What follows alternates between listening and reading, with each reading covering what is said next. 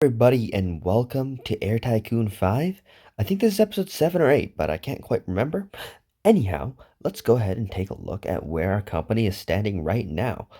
So right now it's a downtick. So one thing I have decided that I probably want to do is when it's a downtick or uptick, it changes your profit a lot. So I think we should start looking at yearly profits instead of monthly profit, because this is a more accurate descriptor of kind of where we are as a company. So as you can see, um, the previous year we gained 1.2 million K in profit, so 1.2 billion more in profit, and the year after that we gained another 1.2 billion in profit. And then the next year, we only gained 750,000. And that kind of shows that our growth is slowing down. Now, this slowdown in growth to me can only be attributed to the lower quality of routes that we're kind of being forced to make now that the World Traveler Index um, have first of all has stopped growing, and also just by the fact that we're running out of good routes to make, and we can see this in our company value graph, where the kind of exponential growth we would expect has kind of halted and become kind of flat, which is kind of unfortunate. Now, I do think we can still turn this around and kind of continue our exponential growth if we can find any ways to mitigate kind of the low performance of many of our routes. Like taking a look through this, like as you can see, there's a lot of routes right now which are forced to one schedule by certain factors. So let's go ahead and fix that first of all. Um, and there's also many routes which, um, just aren't quite big enough to completely fill a 747 anymore. As you guys know, 747s are at the end of the day still really, really big aircraft and not suitable to all routes. So of course we're going to end up with plenty of airports and city pairs, which just don't quite have enough demand to completely fill a 747, and that's okay. That was kind of an inevitable factor of what was going to happen once we started to grow. Um, and yeah, growing we have been doing still. Off camera, I've taken more routes to Singapore, more routes to Guangzhou. Um, if we take a look at Seoul, as we can see, we've opened that as a hub. We've opened Atlanta as a hub. We have opened, where else have we opened as a hub? I think that might be it. Um, yeah, anyhow, as you can see, we're kind of opening new hubs all around. We're trying to grow as fast as possible. Um, and yeah, kind of the main goal of that is once again just to make sure that we have as many slots as humanly possible, kind of everywhere where we're going. I've noticed there are some unfortunate places like Houston, for example, where it's gonna run out of slots by the time I can open a base here. That is unfortunately just the way it's gonna be. And yeah, I missed out. Wasn't paying too much attention, and those cities have kind of just like completely outgrown. Um, like the airline space that have completely outgrown what I was expecting, and I won't be able to get many slots in those cities before I can base there. Anyhow, that's not too big of a deal because we're climbing up the leaderboards regardless. Um, our profit is still higher than British Lines, though not by the margin we'd hope for. If we take a look at their yearly earnings, we're quite a bit higher now. We're just about closing in on double. Um, but our downtick earnings are still not great. And as you can see, British Lines like earnings have kind of slowed down too. So I guess it's not just myself who has been struggling the last year. Although of course they are limited to one base, so that's kind of different. Now, anyways, as you can see, with each passing turn, there's more and more planes. 32 Tupolev 134s are coming through the door next turn, right? That is a kind of ridiculous amount. I'm not sure I want to make 32 Tupolev 134 routes on camera. There's just not so much to talk about. It's much the same as everything before. We're going ahead, we're opening new routes. So instead, I'm gonna kind of adopt, temporarily at least, maybe a new style where I just tell you guys what I've done. Anyhow, I'm going to pass the turn, go ahead and use all those Tupolevs, and we'll be back in a couple turns. So, guys, in our first little break here, what I've done is just put all those 32 unused Tupolevs in Hong Kong just to, use some slots. Most of those routes are actually not monopolies, they're almost all competitive. which kind of is unfortunate, but sometimes um, I think we've kind of hit that stage of the game where we don't have much choice if we want to use the Tupolev Boeing strategy whatsoever.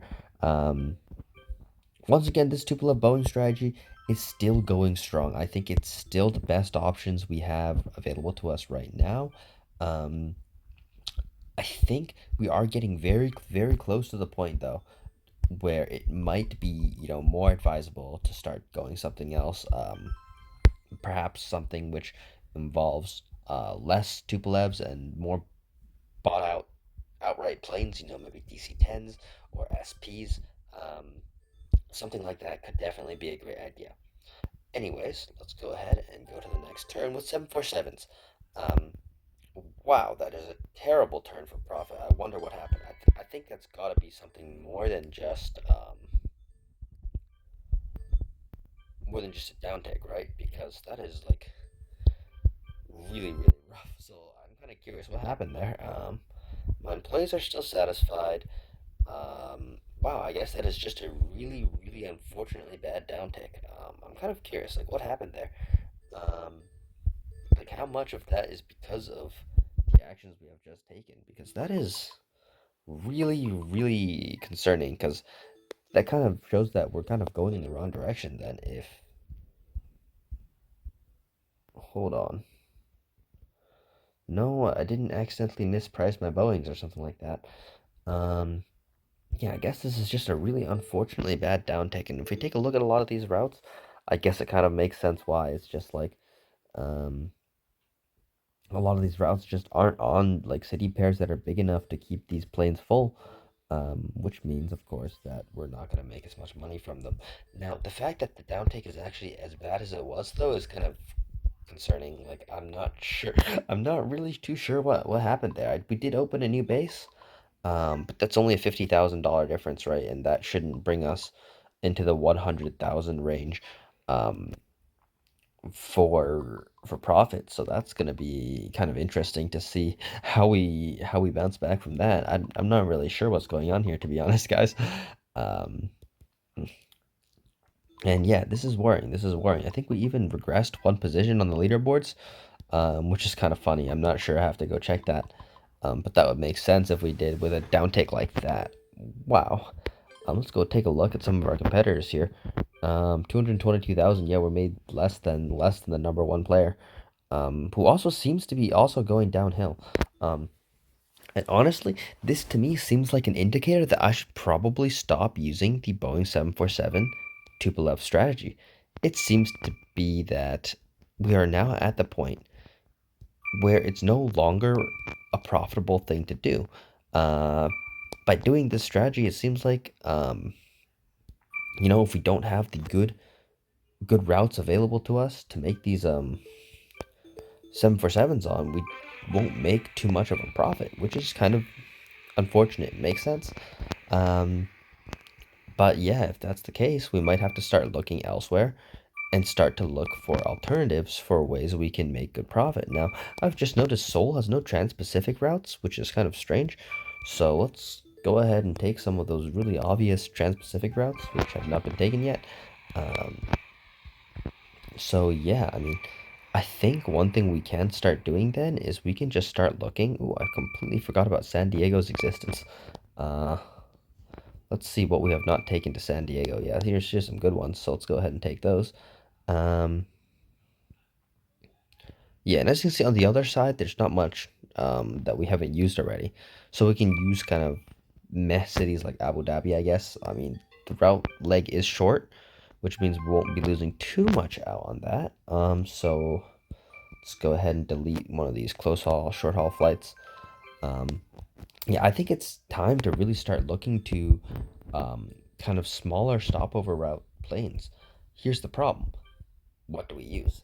DC-10s are now really old, and if we take a look at their satisfaction, 82% is not great for a outright purchase plane. We have 747 SP at 106%, which is still quite high.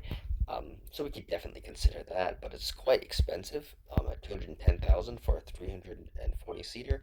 Though they would be much easier to fill um, than the 747-100s we're using right now. L1011s are just terrible. They're both expensive and small, so there's kind of no benefit to using those whatsoever. Um, at least the 500.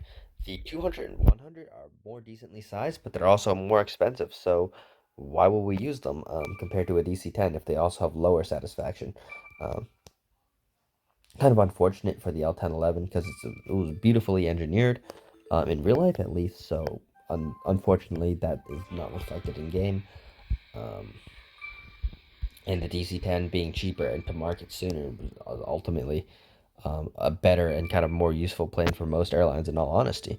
So, anyways, let's go ahead and open these remaining two routes um, to San Diego, and we can go ahead and go the other way around the world.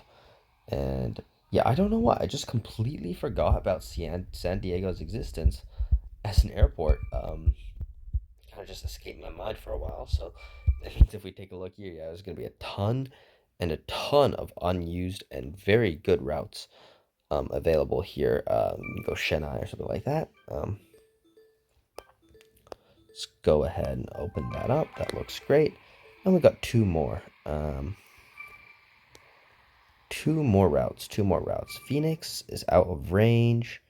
Portland and Vancouver are kind of on the small side, so we'll avoid those for now and see if there's something better we can do um, going this way around the world. And indeed, there is. Liverpool and Manchester are kind of great cities. So we can go ahead and connect them to Toronto or something like this. Um, Perfect. And we should be able to do this one more time, except for Glasgow. Um, Once again, these cities are comfortably above 350 for business and tour. And yeah, that of course makes them great options for stopovers. And this is on the short side for 4 schedules per week, which is not great for profit, but that's okay. I'm not too much of a stickler at this point. Anything flying that um, results in 100% load factor is kind of more important than maximizing the breakpoints in schedules where it goes from like 3 to 4 um, or 4 to 5. So, anyways, with that done, let's just go ahead and replace these 747s. And next turn, we're gonna have to decide: do we continue doing this Tupolev strategy and make our down ticks worse and worse in exchange for optics, or do we try and do something new? Um, Anyhow, I'm not really too sure what should be the play here. And let's go ahead and just see what happens. Next turn should be an uptick. Um, and that is a big uptick. But is it big enough to make up for the really, really, really bad downtick? Or is that downtick just a combination of many factors? Because as we can see, our total expense did decrease actually with an increase in. Oh, we opened two bases. Ah, I forgot I had done that. That is why that downtick was so particularly bad. Even still, it's kind of shockingly poor. So we'll see. Um, we'll see how this yearly performance comes out before we decide what to do with this Tupolev strategy. I think we shall continue it until then, guys. Anyways, I'm probably gonna join you guys back at the end of probably this year and see where we are then. So yeah, I'll see you guys in a bit. And hello, everybody. We are back. It is now 80.12. So we can now see, I believe, our last year. And as you can see, our last year is really, really stagnated compared to the rest of our progress so far. Some of this is attributed to the much higher um, investment in services, as we can see, which was a conscious decision I chose to do, as I think it's a good thing for the future, but also because of the increased branch expenses due to, of course, opening so many new bases this term, but also just because our strategy is not very good moving into the future. The quality of the 747 routes are getting worse. The quality of the Tupolev routes are getting really, really bad. Um, to the point where they're just obviously not making so much money. Um, we have here's a 747 on an uptick, which is not full, and this is probably due to the satisfaction of one of these bases being overcrowded. But even regardless of those satisfaction problems, um, and that kind of small thing affecting a small number of routes, In general, this Tupolev strategy is starting to come to an end because every single airport that is major in the world, which has slot restricted problems in the first place, is starting to become full. I will, I'll take a look right now. I'll show you guys. Here's Tokyo. It's completely full of slots, and of course, it's because the airport's not fully upgraded yet. There'll be more slots in the future, but at the rate those slots are going, I should be able to take those long haul routes anyway, with occasionally buying Tuplevs in between to take over what's left. For example, Seoul has just unlocked, but me already owning 600 plus slots will be more than enough for almost all my long haul operations, which can quite easily replace my short haul operations without um, much thought. Of course, it's nice. I still have some Tupolev 134s I will use probably occasionally to block off airports, which I really highly value. Other airports like Shanghai, which I missed, there's no way for me to get slots here anyway. I already own as many slots as I can, and we'll work with what we have. Beijing is upgrading, so we'll of course try and slot lock that airport as soon as it's done upgrading. And other great airports in the world like Charlotte here, um, or Houston, these airports are basically approached slot locks. So we don't have access to them anyway. San Francisco is getting close, but because of my failure to invest in it early enough, as we can see, it's still at 33 name value. We will never be able to open bases there. And yeah, we'll just be able to have to work with as many slots as we can get. Um, so yeah, that's kind of the status of most of the world here. Other airports like Kuala Lumpur, um, it'd be great to own some slots here, but I'm in no hurry. There's still over 1,000 slots left, and I probably only need 5 or 600 to take the vast majority of the long haul routes, which once again are the bread and butter. And the reason why we're locking slots in the first place is so that we can eventually use them for long haul flights. Um, with that in mind, we are still unable to buy other airlines at this moment in time, but I reckon you just need to become number one before that becomes available. So it is officially time to start pivoting in strategy. What we're going to do now is we're going to mostly buy our own aircraft, and then occasionally we're going to buy Tupolevs to lock key airports that we find that we need to lock. So, for example, the next on the list would obviously be Beijing, as there's only 600 more slots we can buy here, and we probably want to get the vast majority of those. Tokyo, once it hits the 3,000 the threshold of 3,000 slots and that upgrade, we're going to want to lock that. So I think that's what our objective is going to be, to achieve 600 or 700 slots in most major airports. And when we already have that, we don't have to focus on it anymore.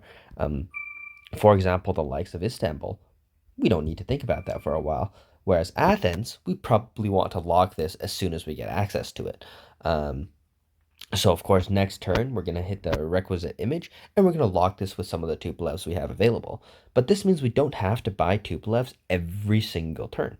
Or every other turn at least. We've been alternating between 747s and Tupolevs so far. So maybe every third turn we want to buy our own aircraft, and I'm going to start with that this turn. Um, so we're going to have kind of a maybe three-phase rotation now. So instead, where we did just a Tupolev 747, Tupolev 747, Tupolev 747, so on and so forth, um, from now on, we're going to add another plane in between. And I think that plane for now will be the 747 SP. And the main reason for that is because it is a super long range and still affordable plane. And we can use that to take a lot of the routes that we would have taken if we had kind of long enough range planes to do so. Um, and I think the market for them is just quite big, because they're quite a bit smaller than 747s too. So we're going to start to use SPs. So let's go ahead. I think I already ordered a few a long time ago just for fun. Um, Also, I was having problems with Tupolevs and stuff like that, and I forgot to upgrade the seats of all my planes for the past year, but that's okay. Um, yep. Also, because we're buying planes, we can select certain upgrades, which is really nice. And wow, they're expensive. Only three planes is costing our entire budget here, but that's okay. Um, if we take a look at our profit here, of course, we're quite profitable now. Um, and hopefully we can kind of start to negate our really bad downticks. Anyhow, I'm going to go ahead and continue to use these 747s. So let me show you guys the kind of routes I've been making with my 747. So let's go ahead and are there enough slots in Shanghai? I think so. Let's go ahead and open this. I don't have enough money. I didn't think about that. Okay, let's use another city. Maybe Barcelona. Does Barcelona have enough good routes available? I think so. I think so. So it's going to be a little bit of a challenge to use all of our good airplanes here, but we'll go ahead and use some of them for sure. Um, we'll start with some of the kind of medium-sized routes. Um, yeah, basically the goal of these kind of medium-sized route is Barcelona is not a very big city. So when you connect it to a city like Changsha, um, you're kind of at the edge of what you kind of want to do with 747s. And let's kind of verify this actually. Let me see if I can find any routes kind of similar in size. Maybe I know Madrid. I've done a couple. So let's see what they're doing like now. Like Madrid to Qingdao. How's that doing? So on these optics here, it's definitely full, which is good to see. But how are they going to do on downticks is kind of the more important question. Let me find something close. Maybe Amsterdam would definitely have some. So Amsterdam to Hiroshima. I think this is a pretty old route. Yeah. So as you can see, it's not full all the time, but its profit is definitely not bad. Um, and this is of course with still only 3 schedules per week, and something like Barcelona to Changsha or something like that is a very similar size to Qingdao to Amsterdam. So you don't want to do too many of these routes. Basically, you want to avoid them um, if you have other options. But if you have no other options, there is no reason not to do this. One of the big problems, though, you will find is that there's not a lot of good cities on the other side of the world. So here we are on the North American side of things, and there's not a lot of cities which are kind of equivalently sized to their Asian counterparts, which is why typically instead of using a 747-100 on these routes, you'd be looking at something more like a 747 um, dash or just what was the other thing we were looking at just before, like you'd be looking at a 747 SP or something like that, because an SP is significantly smaller, and it will more easily fill up to 100% load factor, no problem. Or even a DC-10 if you're using them. I don't think I'm going to be using DC-10s this playthrough, even though the DC-10 is actually a fantastic plane. um, Not that it's like performance or anything like that is wow, that's a really good route that's not taken. um Not that its performance or anything like that is so fantastic, but what is completely fantastic about some about the DC-10 is that it's very cheap per seat. So if you're looking for like a plane that can very easily um generate high revenue for the cost, has decent ROI time and all that good stuff, 747 or this DC-10 is definitely an option. Um, Now, my personal kind of take on that is uh, I prefer the SP because even though it costs more, it might have a slightly longer ROI. I think it'll make more money in the super long term, 20 years, is because it has a much higher starting satisfaction. And kind of what that means is, in the first 10 years of the life, the DC-10 will make more compared to its cost, but in the second 10 years of its life, um, I think that would probably go to the 747 SP, as the higher satisfaction will keep the margins higher the entire time. So that's kind of my thinking. I don't know how true that is, or like if that's even worth considering at all, because immediate ROI is more important. But also doing renovations on your planes is really annoying.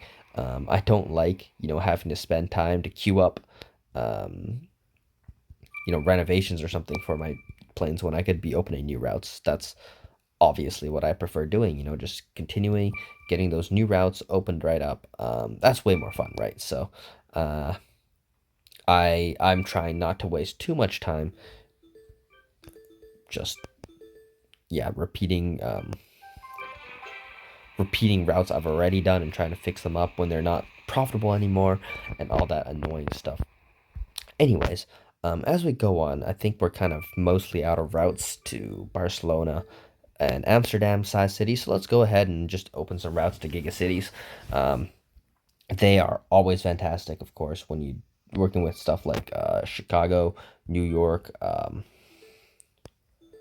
Chicago, New York, LA, those kind of cities. You can really connect into just about everything, and they'll fill up a 747 100. Just pick the bigger cities that are available, that are still monopolies, like 300, 350, um, business and tour, and you'll be flying.